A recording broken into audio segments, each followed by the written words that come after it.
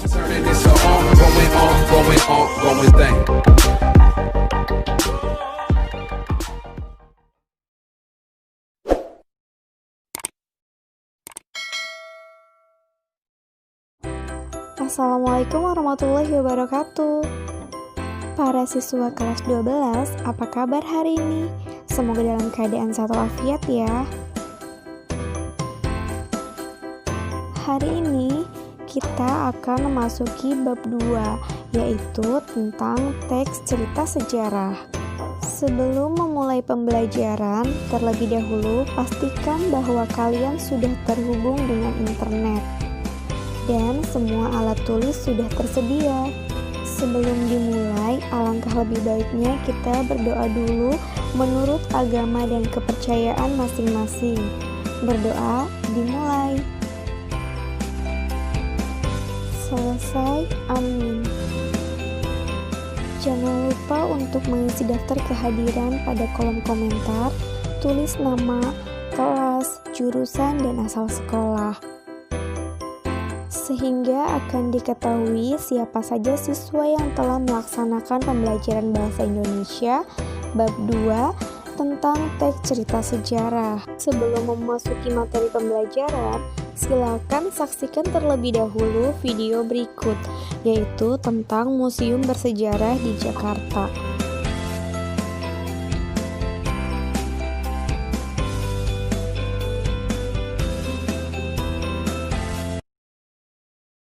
Museum Fathahillah yang dikenal juga sebagai Museum Sejarah Jakarta atau Museum Batavia dibangun pada tahun 1707 sampai dengan 1710 atas perintah Gubernur Jenderal Johan van Hoort. Ciri khas bangunan ini adalah arah mata angin di atap dan tulisan gubernur kantor di bagian depan.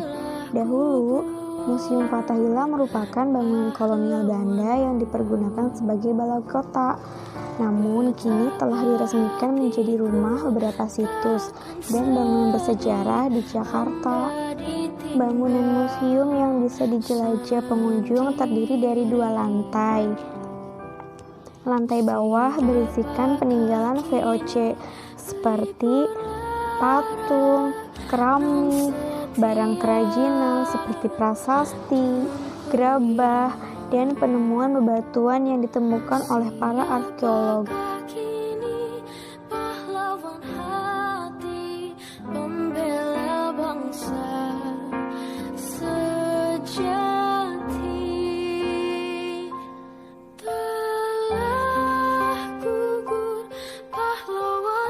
Miniatur penyerangan benteng Jakarta. Miniatur penangkapan Peter van Broek.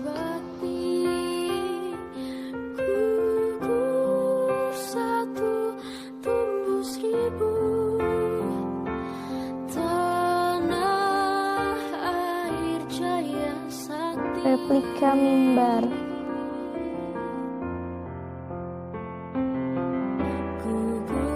Era perjanjian gedung museum Gubernur Jenderal Abraham van Riebeeck.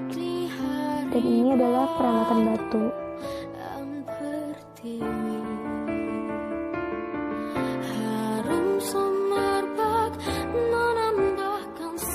Kapak perunggu.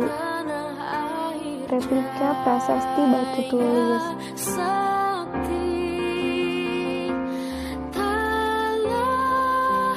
Replika prasasti kebun kopi 1.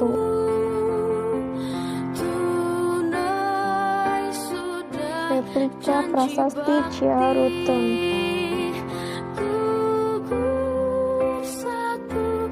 Replika prasasti Padrao.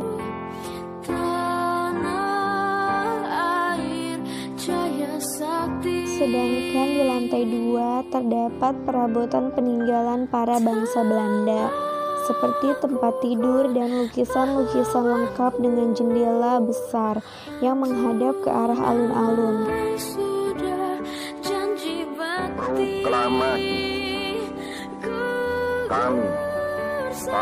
Konon jendela besar inilah yang digunakan untuk melihat hukuman mati para tahanan yang dilakukan di tengah alun-alun. hal-hal yang mengenai pemindahan kekuasaan dan lain-lain diselenggarakan Salah satu peristiwa penting sejarah Ibu Kota Republik Indonesia adalah peristiwa yang terjadi sekitar puluhan tahun lalu. Jakarta Kala itu, pemerintah kolonial Belanda meninggalkan Batavia dan mengungsi ke Bandung. atas nama bangsa Keadaan ini Indonesia memberi keleluasaan terhadap tentara Jepang, atas sehingga pada sore hari, tanggal 5 Maret 1942, mereka menduduki Batavia.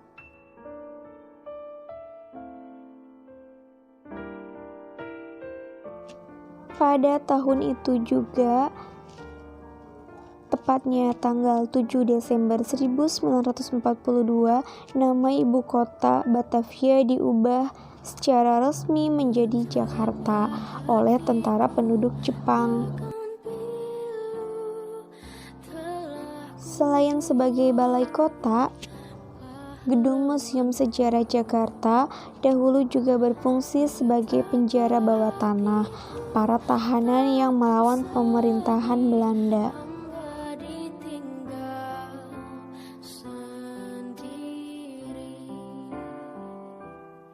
Siapakah kini pelipur lara non setia dan perwira?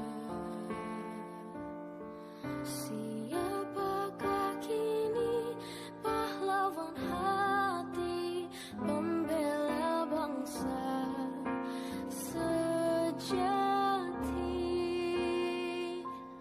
Telah gugur pahlawanku, tunai sudah janji. Baiklah, setelah kalian melihat cuplikan video tadi, itulah bahan pembelajaran yang akan kita bahas pada bab 2 ini. Dan kalian akan memberikan pendapat ataupun tanggapan terhadap cerita sejarah.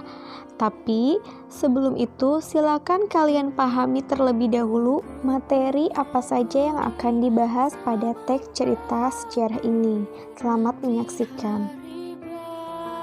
Tujuan pembelajaran: peserta didik mampu memahami informasi, mengetahui struktur, fungsi, nilai-nilai sejarah, serta kebahasaan teks cerita sejarah.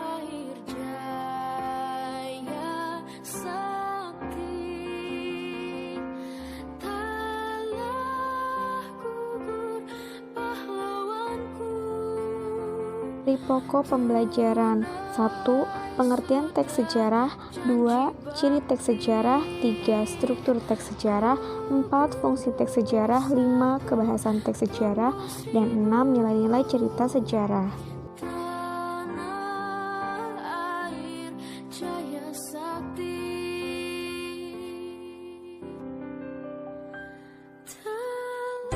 Pengertian sejarah.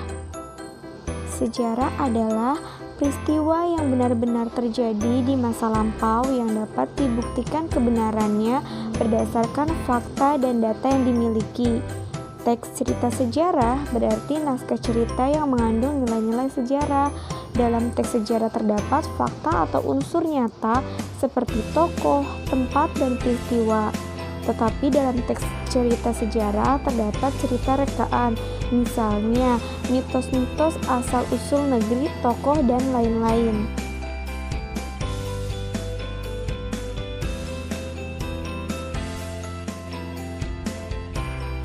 Ciri-ciri teks cerita sejarah. 1.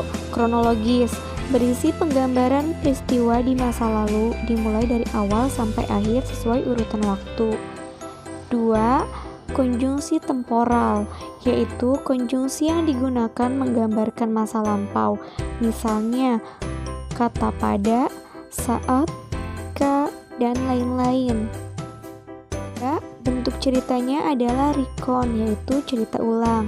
4. Isinya dapat berupa fakta dan fiksi dengan latar berupa fakta. Selanjutnya, struktur teks cerita sejarah ada 5. 1. Orientasi, berisi pembuka atau pengenalan tokoh dan latar cerita. 2. Komplikasi berisi urutan kejadian-kejadian yang dihubungkan dengan sebab akibat.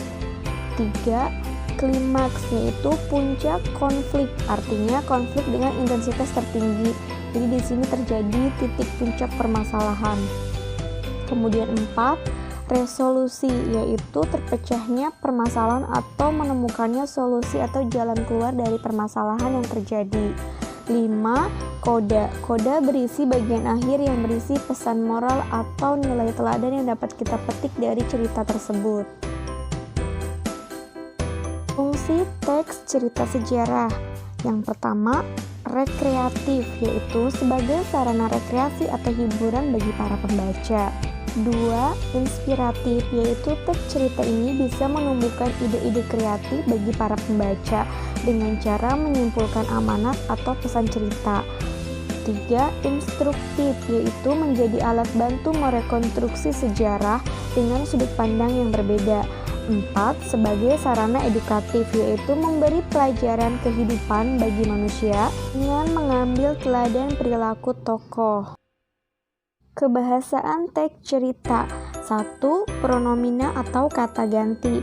Kata yang digunakan untuk menggantikan benda dan menamai seseorang atau sesuatu secara tidak langsung.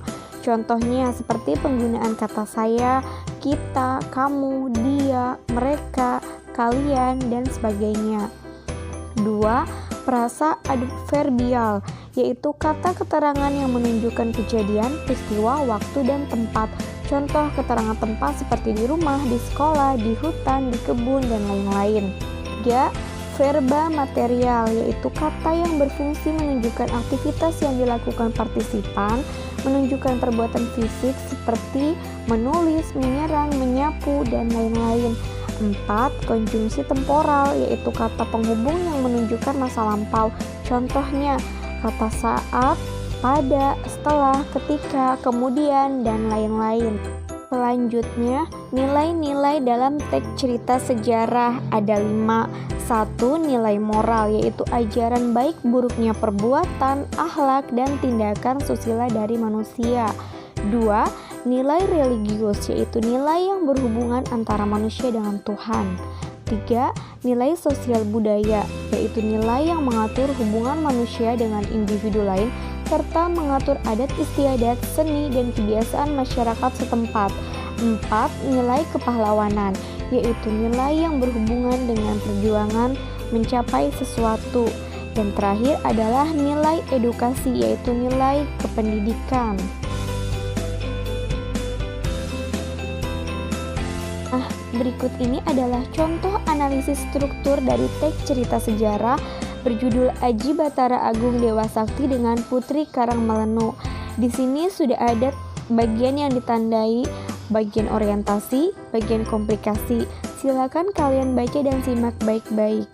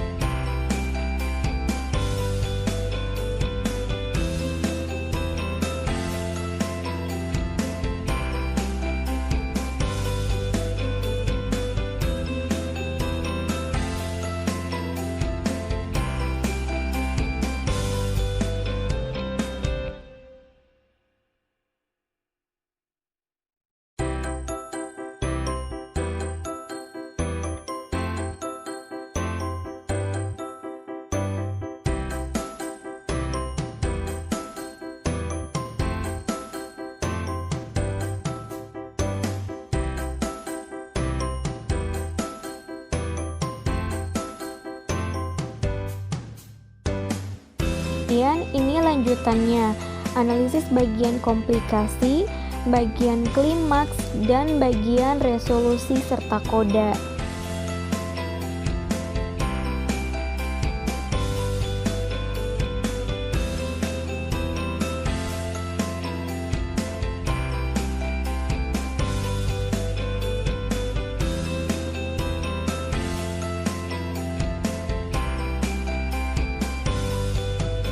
Berikut adalah tugas individu. Yang pertama, carilah contoh teks cerita sejarah. Kemudian, setelah kalian menemukan cerita tersebut, langkah selanjutnya adalah analisis struktur teks cerita sejarah tersebut, baik itu orientasinya, komplikasinya, klimaks, dan resolusi serta koda. Setelah itu, tentukan nilai-nilai sejarah apa saja yang terkandung dalam cerita sejarah tersebut. Dan tugas yang terakhir adalah identifikasikan unsur kebahasaan yang terdapat dalam teks cerita sejarah tersebut. Materi pokok selanjutnya setelah kalian menyelesaikan tugas individu dengan baik adalah perbedaan novel sejarah dengan teks sejarah. Yang pertama, novel sejarah dapat saja menggambarkan sesuatu yang tidak pernah ada atau terjadi. Kesemuanya bersumber pada rekaan atau hasil imajinasi. Sedangkan teks sejarah dituntut menunjukkan kepada hal-hal yang memang pernah ada atau terjadi, jadi sesuai fakta atau benar adanya.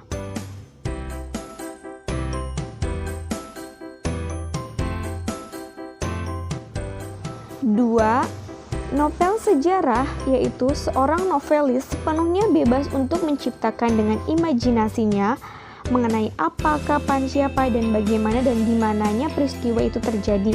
Sedangkan teks sejarah, seorang sejarawan terikat pada keharusan, yaitu bagaimana sesuatu sebenarnya terjadi di masa lampau, artinya tidak dapat ditambah-tambah atau direka.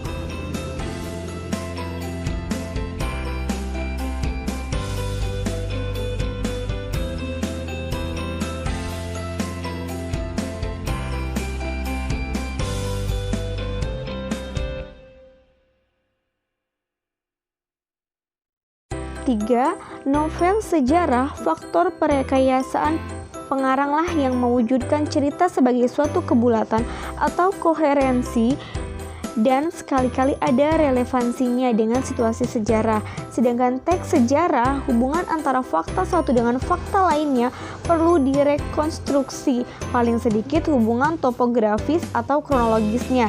Sejarawan perlu menunjukkan bahwa yang ada sekarang dan di sini dapat dilacak eksistensinya di masa lampau. Hal itu berguna sebagai bukti atau saksi dari apa yang direkonstruksi mengenai kejadian di masa lampau.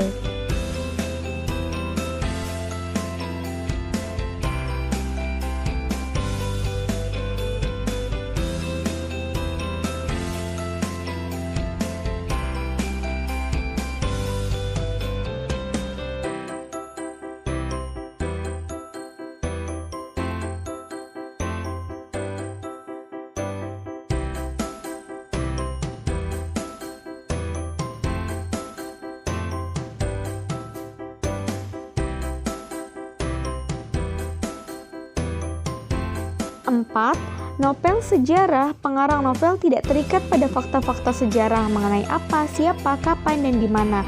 Kesemuanya dapat berupa fiksi tanpa ada kaitannya dengan fakta sejarah tertentu. Begitu pula mengenai peristiwa-peristiwanya tidak diperlukan bukti, berkas, atau saksi. Sedangkan teks sejarah, seorang sejarawan sangat terikat pada fakta mengenai apa, siapa, kapan, dan di mana terjadi.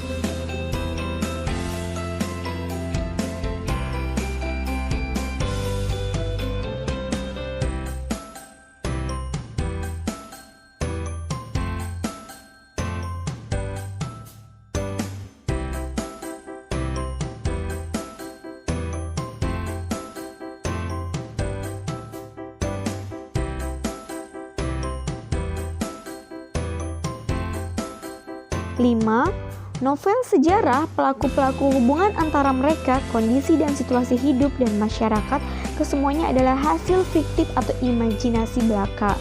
Sedangkan teks sejarah, pelaku-pelaku hubungan antara mereka, kondisi dan situasi hidup dan masyarakat, kesemuanya adalah harus sesuai dengan kenyataan yang terjadi.